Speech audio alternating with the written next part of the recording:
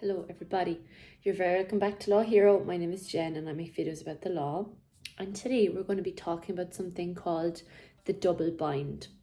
This is something I became familiar with, I would say only in the last year from reading some books around female leadership. I wasn't really aware of this concept, but then when I heard of it and when I started exploring it, I realised how prevalent it is. And it actually gives a good label to what women feel as they progress up the career hierarchy. So if you haven't heard of the term double bind before, I'll just give you a definition. This is in the realm of business and it encompasses a complex set of expectations and stereotypes that create paradoxical situations, particularly for women in leadership roles and for those aspiring to such positions. So that's why for us as lawyers or whomever, it's particularly relevant. And then this phenomenon is deeply rooted in societal gender norms and can significantly impact women's career trajectories and experiences in the workplace. So today we're just going to delve into the different aspects of the double bind. So there's two types of bind we're going to talk about. The first one is the assertiveness versus likability bind. And the second one is the professionalism versus personal life bind. So the first one, assertiveness versus likability. We all know what assertiveness is. And the thing with leadership is there's an expectation that you exhibit assertiveness as a leader, that you're decisive, that you're confident, and that you mirror the traditional leadership qualities. The problem is traditional leadership qualities come from the male realm, and these traits are deemed absolutely essential for effective leadership and are more often linked to successful management and organizational outcomes.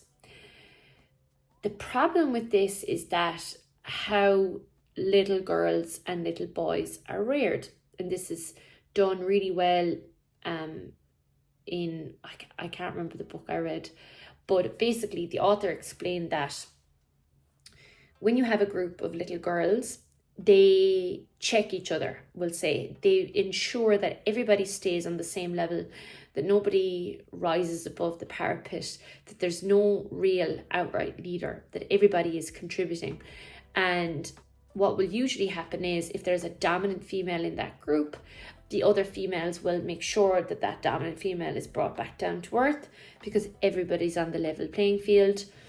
Everybody saves face for each other. If one female is weaker than the other females, all the other females will rally together to make sure that that female doesn't feel out of sorts. And that's because women are bonders. Women want to create friendships and bonds, and that's how they communicate. Whereas little boys, you will see a leader emerge in a group of little boys. One of the little boys will say, "This is what we're playing," and the other boys will go, "Yeah." And usually that little boy will be a leader because of his confidence or his physical attributes. The other little boys will see that person as a leader and will follow accordingly. There's no saving face. There's no the other little boys may try and challenge the leader, and that's fine. Then that person will become the leader, like in a natural male group setting. But in contrast to the female group, there will be a leader, and that person will assert themselves as such. So that's where it comes from, and it's encouraged with little boys to do that. It's definitely not discouraged. So then the problem is when we come back to women is when women start to display these assertive qualities, societal and cultural biases can lead them to become labelled as too aggressive, bossy, or domineering. And those traits come up against the female stereotype, which is, gracious, soft, emotional, empathetic, bonder, kind of, not like the opposite of what assertive is. And then that negative stereotype or negative perception stems from an ingrained stereotype that women should be empathetic and supportive rather than assertive or authoritative. But of course, it's a bind because leadership expects authority. So then these stereotypes, the way a woman should be, perpetuates the belief that assertiveness in a woman is unattractive or inappropriate. And this is in stark contrast to the positive feedback men get for the same behavior. And this is what happens. Then on the flip side, women who conform to the gender norm of being collaborative, empathetic, supportive, nurturing, they may be more liked by the people in the organization, but they are simultaneously at risk of being perceived as lacking the strength and decisiveness required to be a leader. And then the likability comes at a cost of being seen as less qualified for leadership roles, creating a catch-22 for women. Because you're either liked or assertive, you can't be both. It's a bind. It's an assertiveness versus likability bind. And I'm sure if you're a female listener, you've been there. The second one then is the professionalism versus personal bind. And let me explain this. So when it comes to professionalism, in the business world, there is a demand that you're almost like a robot. You conceal your emotion. You conceal whatever you're going through. All right. So it's a commitment to the business. You're available, and your success is equated to your responsiveness, and you're willing to work hard for the business. And there should, in theory, be no differentiation between the input of a male or a female. Both of you should be expected to be professional, and if you want to be a leader, you have to demonstrate that professionalism. But this is the catch for women in particular.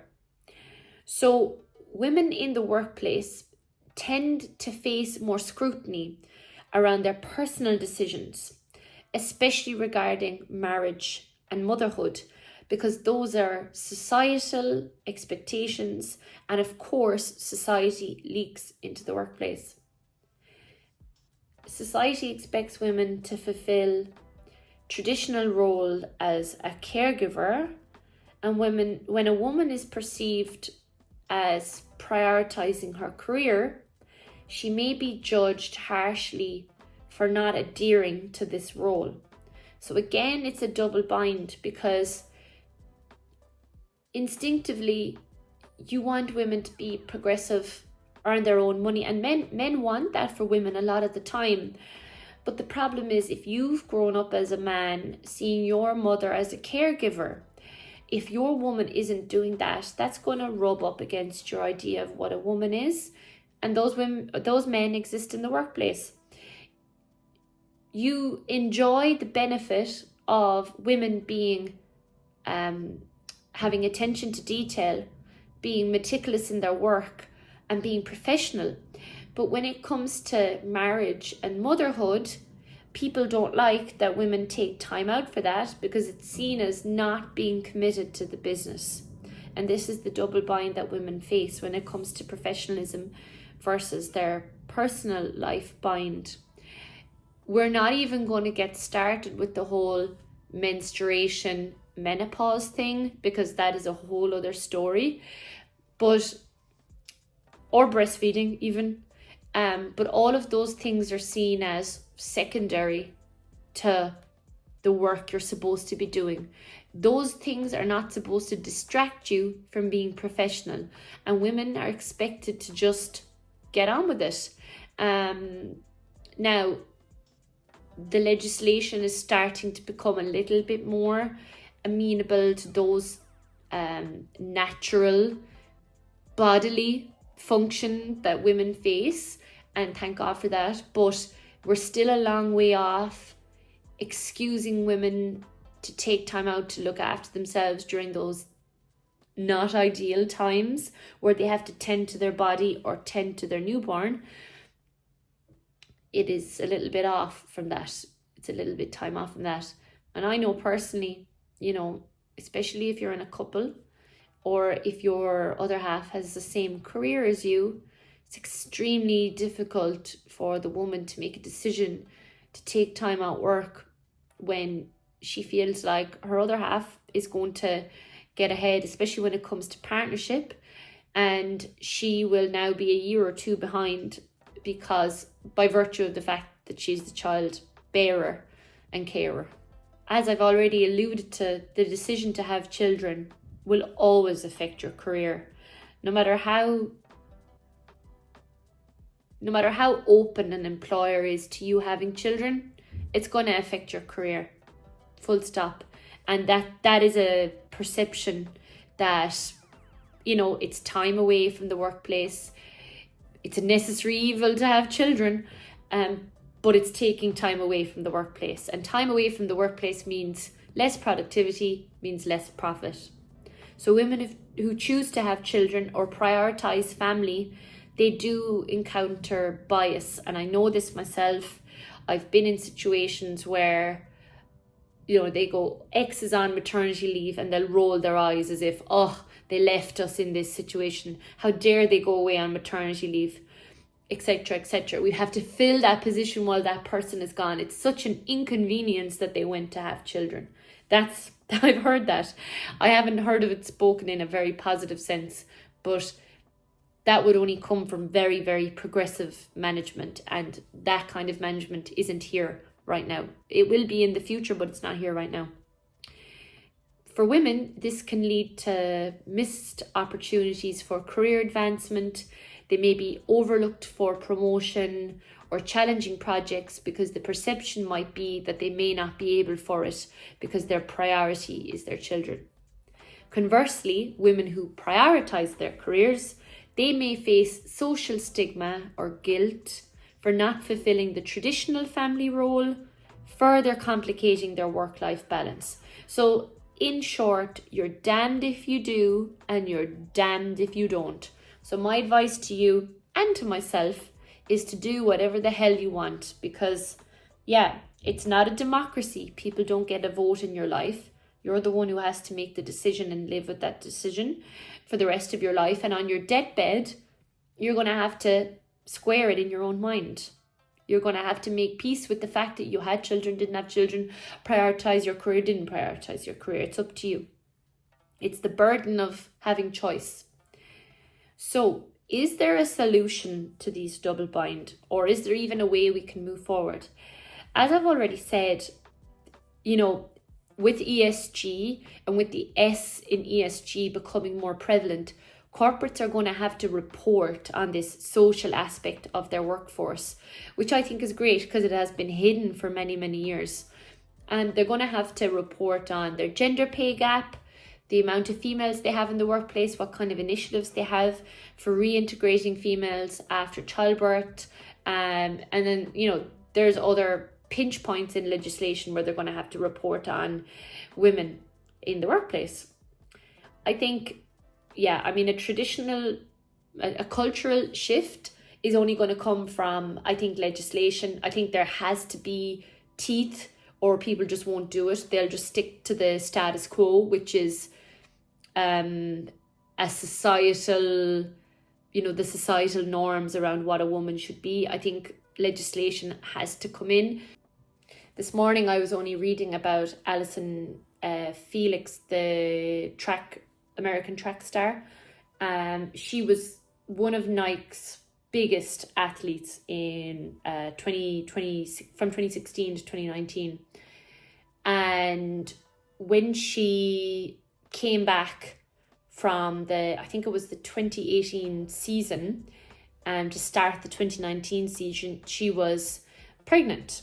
And of course, this meant that she wasn't attending all of the races that she would usually be attending.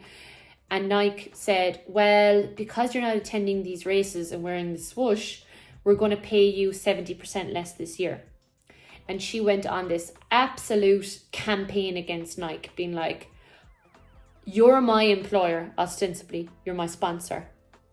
You're where I get my income from as an athlete. How can I afford to live off a 70% drop in pay that no one else is getting, no other man is getting? I've won all of these Olympic medals, and that means nothing the minute I become pregnant. Now, since then, of course, because of the negative public backlash, Nike have changed their policy, but she was the first one to leave Nike because of what they did. And she actually then, she had a fantastic story. She came back in, I think it was the most recent Japan Olympics, and won medals and everything like that. And she actually wore her own shoe rather than wear a Nike shoe. But long story short is she wasn't prepared to be treated differently. And she's right. It was the right thing to do for her. So I think what it is people individually have to make a stand, just so other people who are coming up will have it better. That means, rigorously looking at your employer's maternity leave policy, talking to HR. Is it a fair policy? Is it market standard? Is there paternity, like for your other half? Do they have paternity rights where they are? Is there a way you can make it easier that the child will be looked after and you will be able to return to work without all of this pain and loss of income and guilt away from the child? Is there an easier way of doing it? And it is up to employers to facilitate that return to work, I think. But at the same time, if you don't have a progressive employer, it's going to be difficult for you, I think. And then finally, I think individually, and this is the thing that has worked best for me, talk to females who are 10 years ahead of you. So I have a mentor who is 10 years ahead of me, and I have a mentor who is 20 years ahead of me. And I ask them all the time, how do you deal with X, Y, and Z, in the workplace? And they are because they're both lawyers and they're both ahead of me, they give me such comfort in the way forward. Like, because of them, because they crawled, I can walk. I can see a way forward. I'm not as scared anymore of having discussions about having a baby, because they've done it and they've come back and it's been okay. I think a lot of the time we're really scared of the unknown. So find women in your network who are ahead of you, who can show you the way forward. I think that on an individual basis will definitely help dismantle the double bind, discuss it, and ultimately time will help with all of this. But I think it is up to us individually to kind of carve our own path as best we can and be our own advocates for change. If you're waiting for other people to make change, it may not come. That's the risk you face. Anyway, I hope you enjoyed this video on the double bind. I like talking about female issues. I don't really do it a lot, but I do find it interesting, the conundrum that women face in the workplace. Okay, see you in the next one.